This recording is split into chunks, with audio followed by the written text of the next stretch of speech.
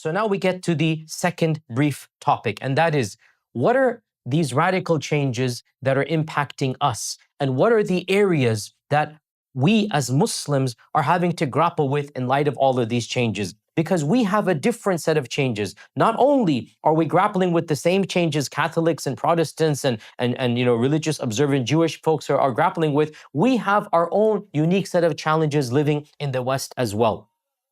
For Muslims living in the West, all of these changes has come crashing onto our heads. Or to be more precise, you guys have been born into the equivalent of tsunamis and tidal waves and multiple whirlpools crashing all around you, while your parents and your community expects you to remain absolutely dry, right? It's not your fault. There are so many battles going on, tidal waves coming, and these issues, it's not your fault. You weren't born. You didn't choose to be born in this era. But this is Allah's test on us, that we have to deal with these changes of a cataclysmic nature. And so, what are some of the areas that we are grappling with as a Muslim community? Today, I'm going to demarcate 7 large areas, and this is not a comprehensive list, but it is a template for where our class is heading. It's going to be a broad idea of some of the concepts that we're going to grapple with throughout the rest of these series of classes. So, I'm going to begin with 2 that I call internal identity crises. So the first 2 are internal crises, not necessarily dealing with external issues right now. The first 2 are internal identity crises. I'm going to list 7 of them. So number 1, one of the issues we have to face with. Can I get some water? Some water, sorry. In the back there, sorry. One of the issues that we have to face with being born and raised in the West is we are exposed to almost 14 centuries of theological and legal controversies the minute we walk into our mosques. What I want you to realize is that you all, by merely walking around this room and talking to people, by merely logging onto YouTube and listening to 5, 10, 20 Islamic preachers and lectures, by merely going mosque to mosque and speaking to the people at those mosques, you all are introduced to a more diverse group of Muslims in a week or in an hour on YouTube than your great-grandfathers would have been exposed to in an entire lifetime. Let that sink in. Your great-grandfathers, in all likelihood, had no idea of the diversity of the faith internally. They had no idea of the sheer spectrum of ideas, controversies, theologies, madhabs, firqas, trends. They were born, they were raised, they died in one locality, and at max there were 2 or 3 little different firqas out there. Each one of them is culturally, in its own little bubble, and that's about it. And yet the average Muslim amongst you is exposed to not just the current, but the classical and the ones all over the world. As I said, you are exposed to a greater diversity in a few hours online than most of our great-grandfathers would have been exposed to in an entire lifetime. So you have to get up to date as soon as possible. You have to understand an entire myriad of information, and that's not even beginning modernity. We're talking about yesterday's, controversies. So, updating the old. This is the first issue. Navigating classical, navigating sectarianism, navigating the various trends of the ummah that we're all familiar with in this part of the world.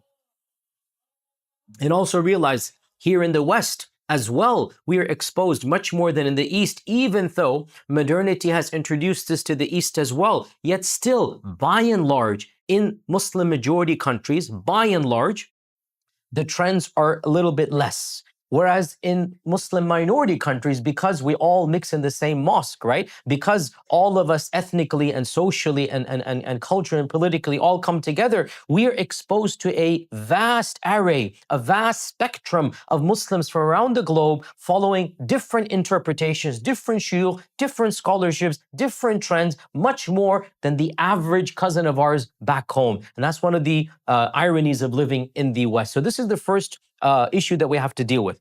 The second issue, still internally, is that not just theological, not just spiritual, not just legal, but we are now grappling with cultural Islam, the cultural Islam of our parents and the cultural Islam of the land that we have been born and raised in.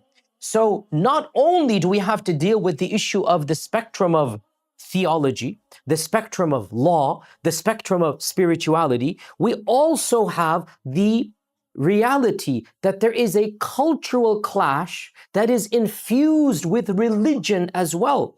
Culture is not devoid of religion, and religion is not devoid of culture. The two are intertwined. Nowhere in the world does Islam exist except within a culture. That's just the reality. Nowhere in the world is Islam in a vacuum. So in Indonesia, in Malaysia, in Nigeria, in Pakistan, in Arabia, there are manifestations of Islam that have taken centuries to evolve and are conducive to their culture. Our parents migrated here by and large, and almost all of us are children of immigrants, and we're born and raised attached to a cultural milieu, and yet at the same time, that culture is not our culture. It is the culture of our grandparents. It is the culture even of our parents. Yet we are very, very much traversing multiple cultures. Almost everybody sitting here is bilingual, trilingual. Almost everybody sitting here is fully comfortable in multiple cultures. And automatically this raises the very awkward question, what is the cultural Islam?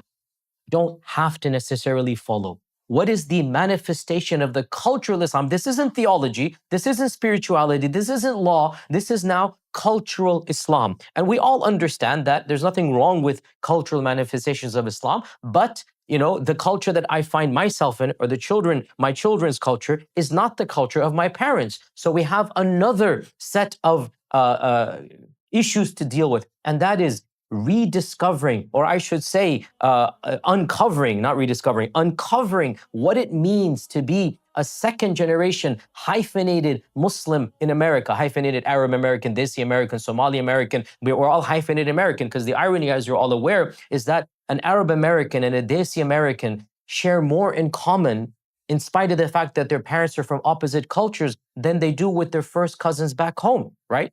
An Egyptian American and a Pakistani American born and raised here have a greater rapport. They have a shared heritage. They have a shared inside jokes. They have a shared cultural understanding that is more at home amongst each other than they do with their biological cousins back home. And that is because we have a unique hyphenated Islamic culture that is being created as we quite literally live in this generation. So that's a second issue that we have to grapple with. And this is a live issue, but it is still internal. It is being created, it is happening, it is a discourse, and we are the ones in charge of it. So we have to embrace it, but with wisdom and knowledge. So that is a second set of issues we have to deal with. So the first, as we said, is the old school stuff, and that's internal. The second is new school internal. Is that clear, right? The first is old school internal. The second is new school internal, because that's what we're dealing with right now. Then we move on to the next, we're 7 issues, right? The next issues, number 3 and number 4. Number 3 and number 4 are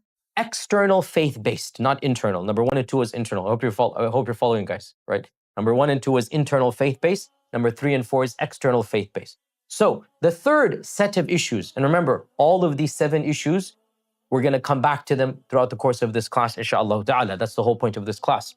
The third set of issues, and each one of these issues has multiple areas underneath it, is the reality of dealing with the loss of religious identity in the modern world.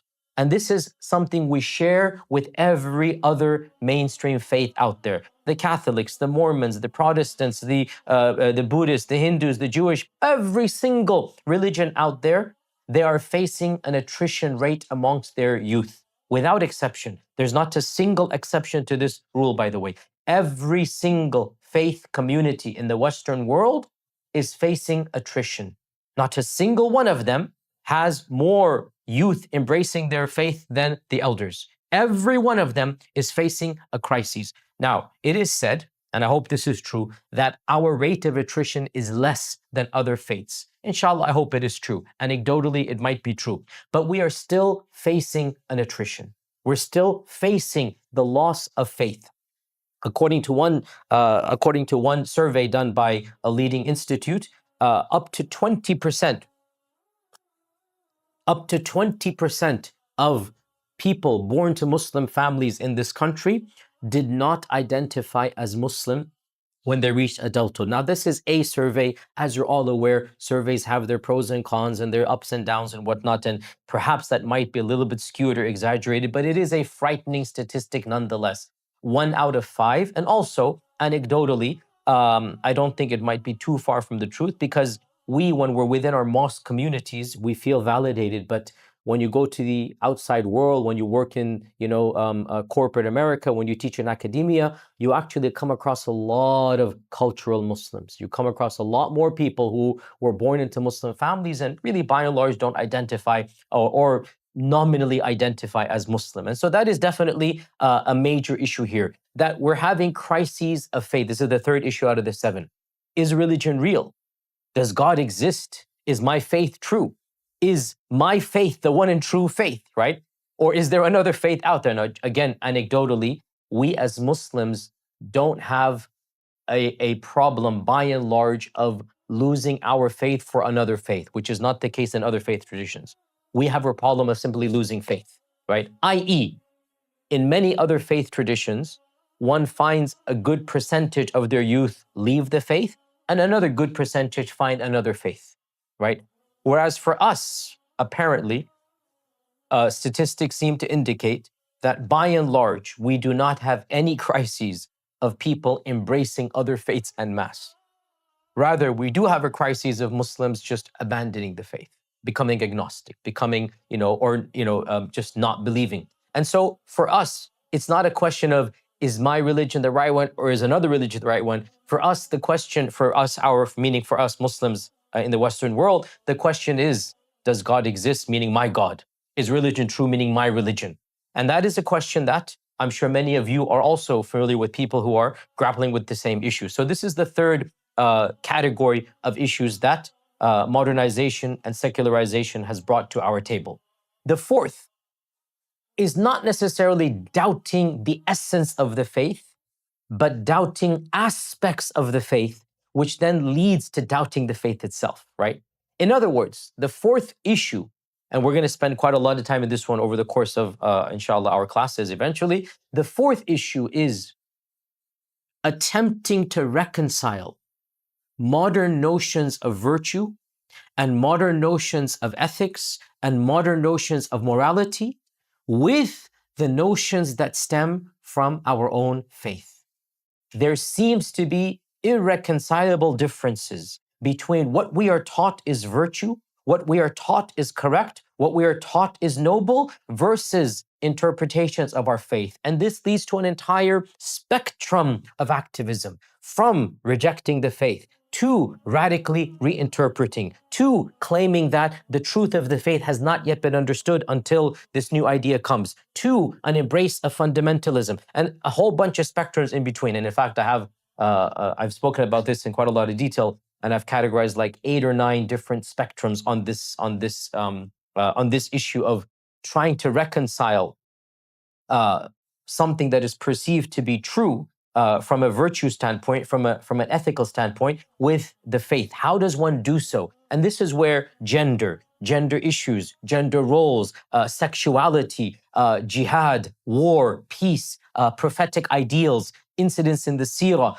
Quranic verses, Quranic commandments. These are all of this comes under category number 4, where there are notions in the Quran, there are verses in the Quran, there are incidents in the seerah, there are Islamic commandments, there are Islamic prescripts, there are Islamic ideals that at face value, prima facie, appear to be completely at odds with modern sensibilities, right? What does one do with this? Again, there's an entire spectrum and so many areas over here. But again, this is, I would say, the fourth area. Because again, so the third is basically, is religion true? Is God existing or not? And the fourth is kind of sort of similar, but you're not beginning with the premise, is God true or not? It's like, well, if Islam is true, how could Islam teach this, right? So you could put 3 and 4 together, and that's technically okay to do, but we're going to separate them because they really are slightly different areas. So the fourth, as we said, is external faith-based ethics issue. The third is external faith-based existential issue. Does God exist? Is religion true? Do we need religion? So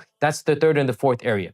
Then the final 3, 5th, 6th, and 7th, are socio-political arenas of dispute. Number 5, The fifth area where Muslims in the West are grappling with is identity, integration, and assimilation. What does it mean to be a Muslim in the modern world? To what extent does my faith, my culture, my value allow me to integrate? And what does integration imply? What does it mean? To what extent am I even allowed to assimilate? Where do I draw the line? What level of independence must I retain?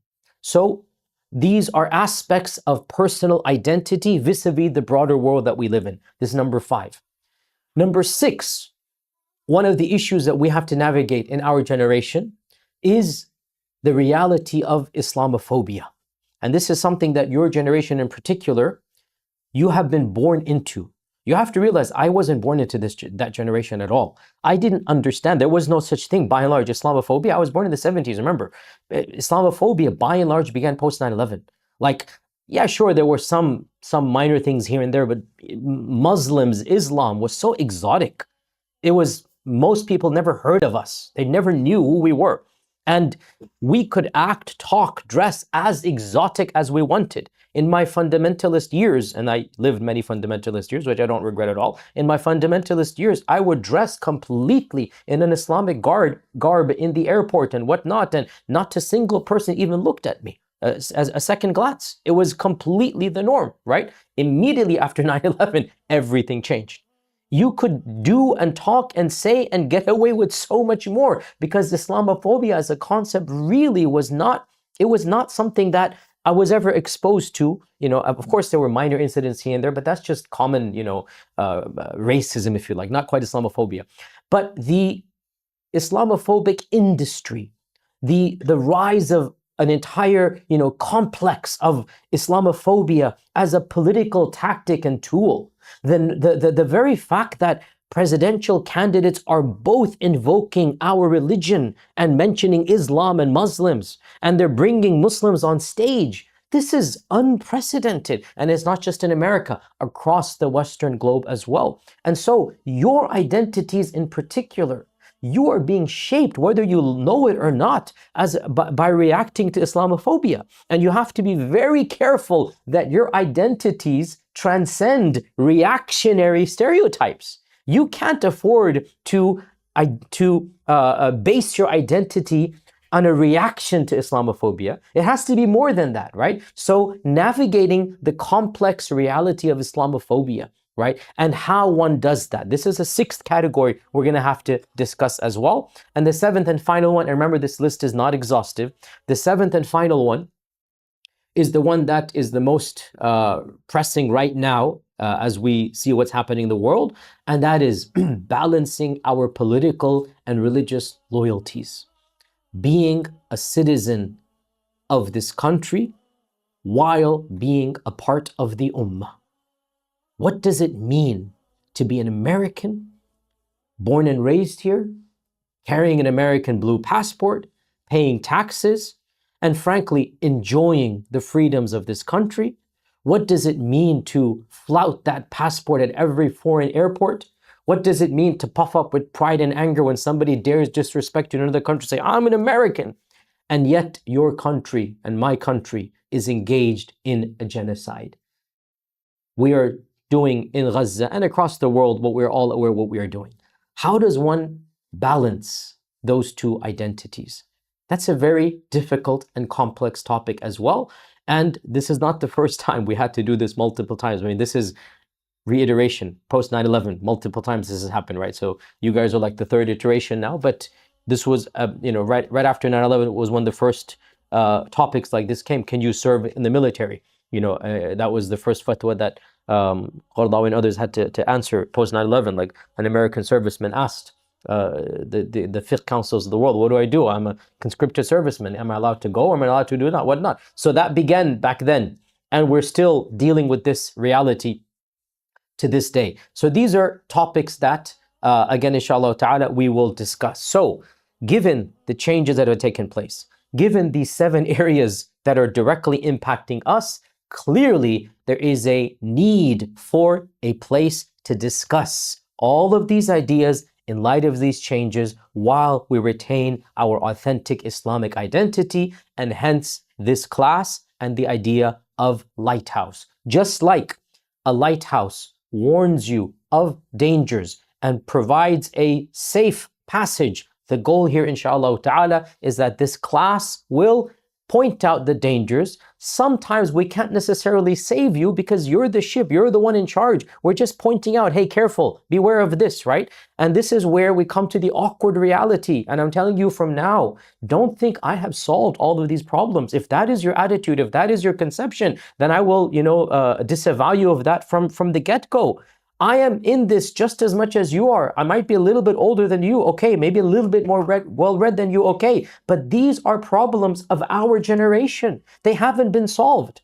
They have not categorically been solved. Sure, discussions have taken place. Sure, there are a number of, various views out there, but the discussions are too nascent, they're too new to have formed definitive orthodoxies, and we are battling with this as we speak. And so today's introductory talk was really meant to introduce you to the concept, the need, and the idea, and to underscore that this series, inshallah ta'ala, will be a series that focuses on modern issues for a modern audience. I am not interested in this particular series in a traditional halaqah. There's nothing wrong with traditional halaqah because that has its place as well. I've been through my seminary education and there is a need and a time and a place for seminary discussion. However, me personally, for this series, I am far more interested in the topics that are being discussed in the cafes and in the university lounges rather than in the seminaries around the world. I'm more interested in discussing what is of actual relevance to the average Muslim who hasn't gone through a trained program. That is a different time and a place. And so the goal of this series is to tap into modern struggles, modern conversations, modern controversies, so that inshallah ta'ala, collectively, we can attempt to carve out a lighthouse, attempt to carve out a safe passage, and try, inshallah ta'ala, to at least form a better understanding of the world that we live in. Now, the format of this series is going to be somewhat different than other traditional